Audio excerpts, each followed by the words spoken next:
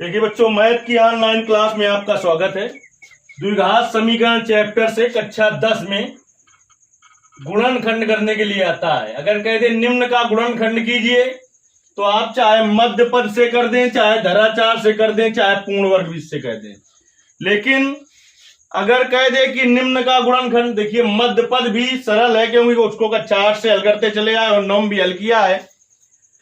सीधी धराचार भी सरल है क्योंकि तुलना करके ए बी सी के मान ज्ञात कर देते हैं और यक्स के पद में द्विघात समीकरण है तो यक्स बराबर होता है minus b plus minus under root b square minus 4ac upon 2a। ये है धराचार का सूत्र। अगर कह दे सूत्र से हल कीजिए तब भी धराचार के सूत्र से हल करना है। लेकिन अगर कहे पूर्ण वर्ग विधि द्वारा निम्न का गुणनखंड कीजिए तब आपको पूर्ण वर्ग विधि द्वारा ही करना पड़ेगा, तभी आपको नंबर मिलेंगे, नहीं आधा भी नंबर नहीं मिलेगा, चाहे वो सवाल 4 नंबर का हो चाहे 2 नंबर का हो।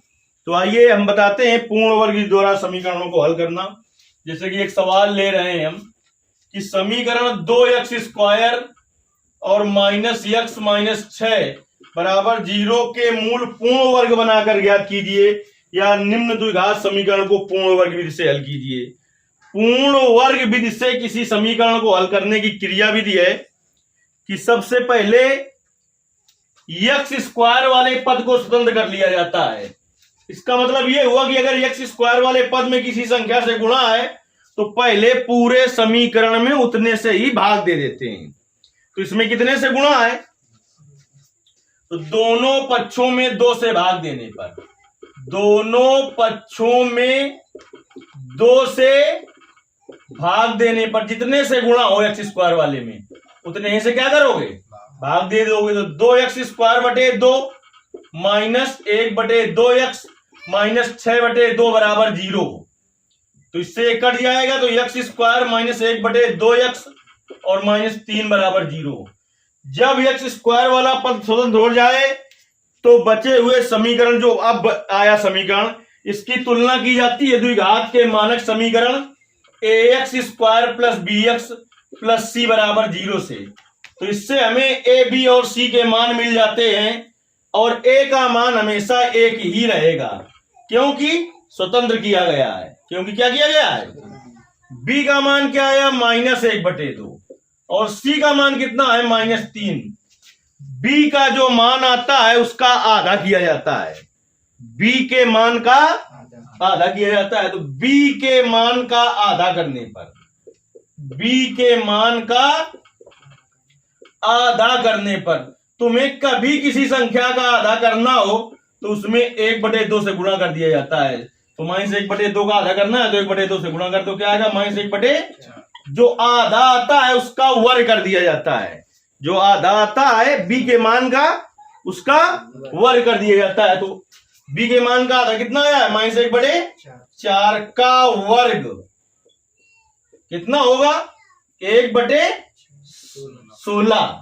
माइनस 1 बटे 4 का वर्ग कितना होगा, जोड़ने व घटाने पर, जोड़ने व घटाने पर तो यही जोड़ेंगे यही घटाएंगे, लेकिन जोड़ा हमेशा चर पद के साथ जाता है। चर पद का मतलब होता है यक्स वाले पद के साथ, तो घटाया अचर पद के साथ जाता है।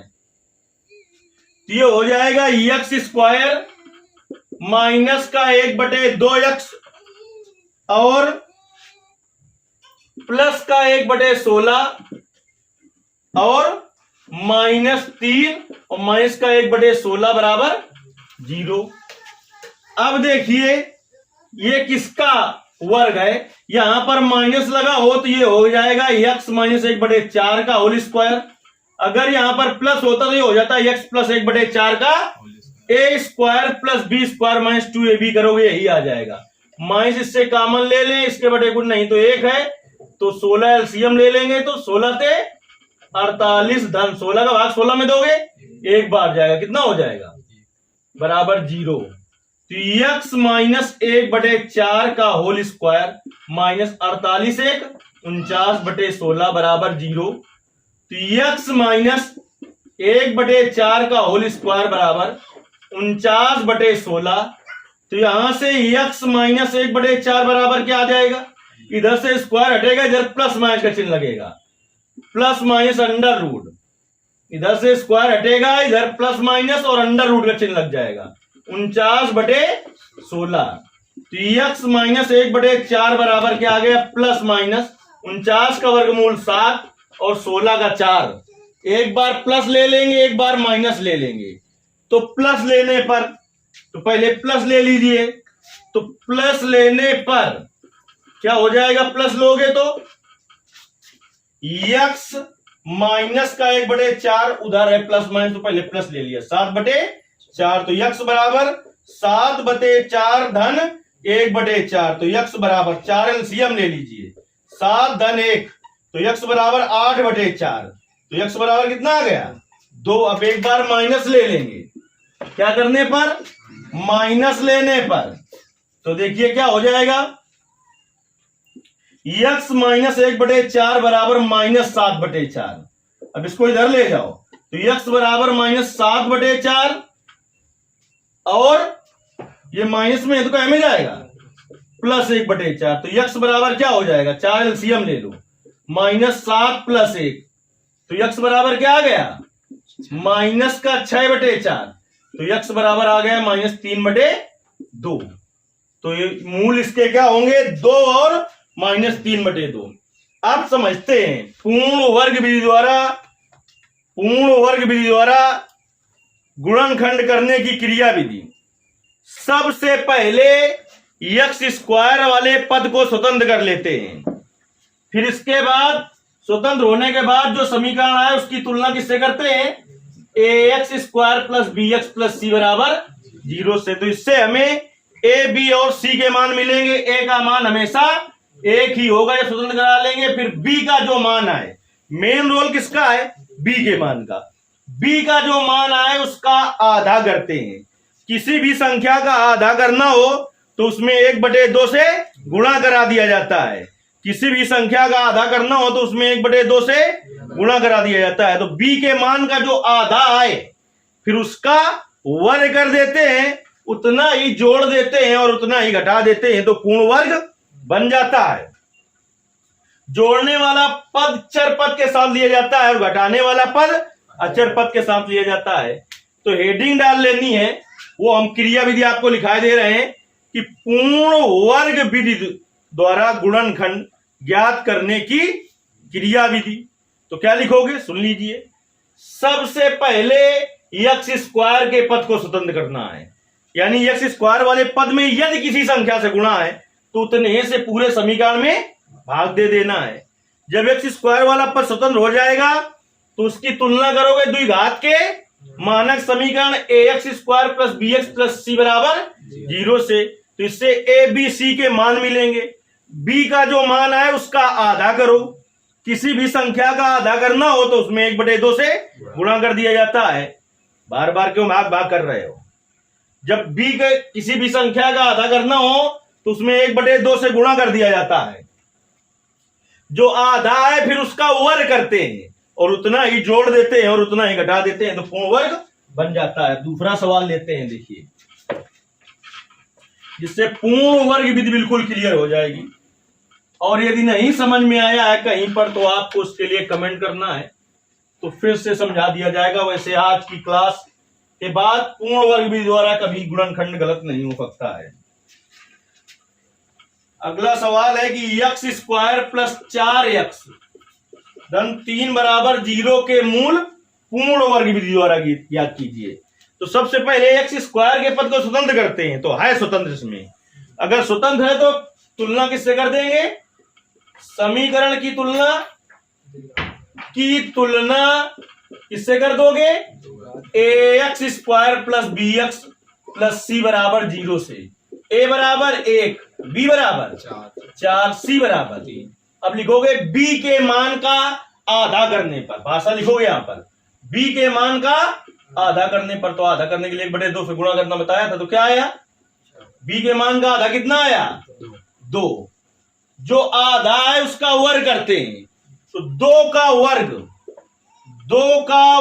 करके, तो 2 का वर्ग कितना आएगा, 4 करके जोड़ने व घटाने पर, जोड़ने व घटाने पर देखिए तो एक्स स्क्वायर प्लस 4x, 2 का वर्ग कितना हुआ 4।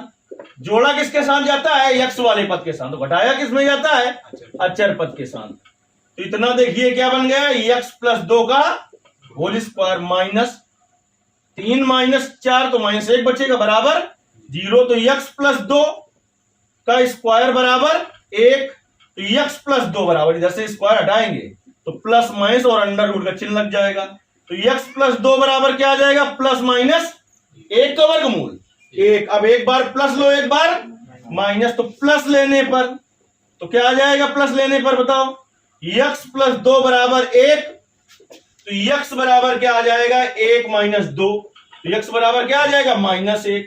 फिर माइनस लेने पर क्या करने पर, तो x प्लस 2 बराबर माइनस 1। तो x बराबर माइनस 1 माइनस 2, x बराबर माइनस 3 आ गया। ये हो गए इसके मूल। ये किस विधि द्वारा हल हो रहा है, द्विघात समीकरण पूर्ण वर्ग विधि द्वारा, जो अधिकांशतः अब यही बोर्ड पेपर में आती है। एक उदाहरण और लेते हैं जिससे सब कुछ क्लियर हो जाएगा। अभी सब कुछ क्लियर हो जाएगा कि कैसे करना है हमें। एक उदाहरण और लेते हैं, उदाहरण नंबर 3।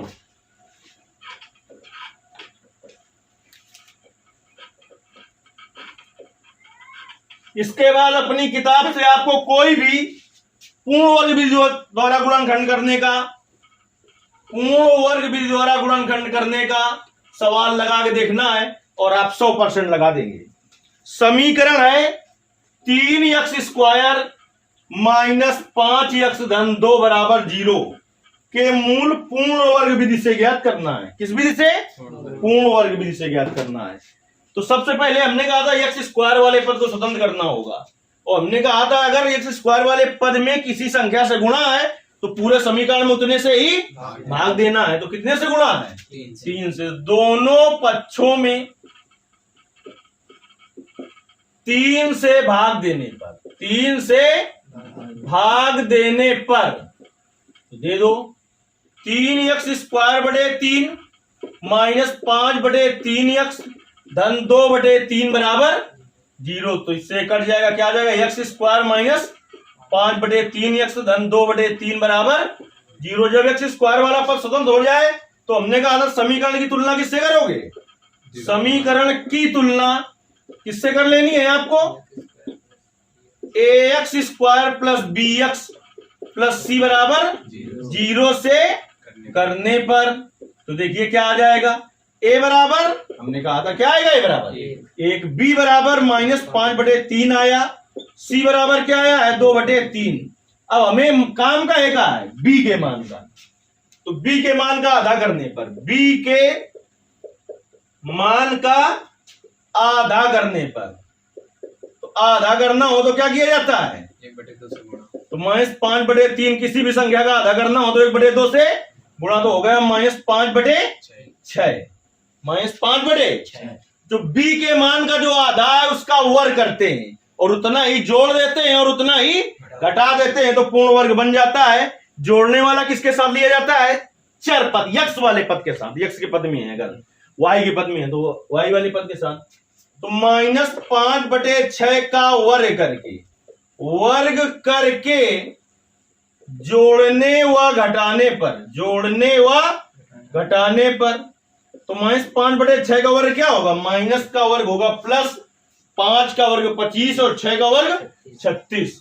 तो देखिए क्या हो जाएगा, x स्क्वायर माइनस 5 बटे 3x धन 25 बटे 36 और 2 बटे 3 और माइनस 25 बटे 36 बराबर 0। ये देखिए क्या बनेगा, ये बनेगा x, यहां पर माइनस का चिन्ह है तो माइनस में बनेगा, प्लस का चिन्ह यहां पर होता है x वाले पद के साथ तो प्लस का बनता है। क्या बनेगा, x माइनस 5 बटे 6 का होल स्क्वायर बनेगा। इतना खोलो चाहे इसको, तो a square plus b square, तो इसका स्क्वायर क्या होगा 25 बटे माइनस 2, a का मान x और b का मान 5 बटे 6, तो काट दो, माइनस का 5 बटे 3x लिखा है तो ये यही बन गया, प्लस इसमें एलसीएम ले लो 36, तो कितनी बार जाएगा 12 बार, बार दूनी, अरे इसका एलसीएम दोनों का क्या हुआ 36, 3 का भाग दो 36 में कितनी बार जाएगा,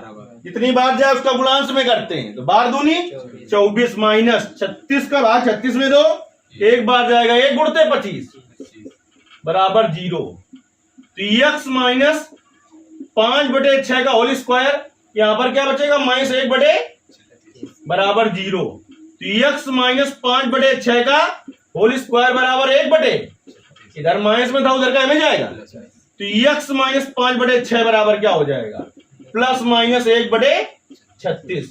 तो x माइनस 5/6 बराबर क्या हो जाएगा प्लस माइनस 1 का वर्गमूल 1, 36 का 6, तो एक बार प्लस ले लो, प्लस लेने पर x माइनस 5/6 बराबर 1/6, तो x बराबर 1/6 धन 5/6। अब 6 ले लेंगे एलसीएम, तो ऊपर क्या हो जाएगा 1 धन 5, तो x बराबर 1 क्या आ गया 6/6, 6 का भाग 6 में दोगे क्या आ जाएगा 1। फिर क्या करेंगे, अब प्लस माइनस था, माइनस लेने पर अब क्या ले लेंगे माइनस, तो x माइनस 5/6 बराबर -1/6, तो x बराबर -1/6, ये क्या में माइनस में तो प्लस में जाएगा 5/6, तो x बराबर 6 एलसीएम ले लीजिए, -1 धन 5, तो x बराबर 4/6, काट दो, x बराबर 2/3, तो इसके मूल ये हल आ गए, ये आपके एक आया 1, एक आया 2/3। मध्य पद प्रमेय द्वारा करना होता तो कैसे करते, इस -5x को ऐसा तोड़ना है कि जोड़ने घटाने पर माइनस का 5x रहे, लेकिन गुणा करने पर कितना है 6x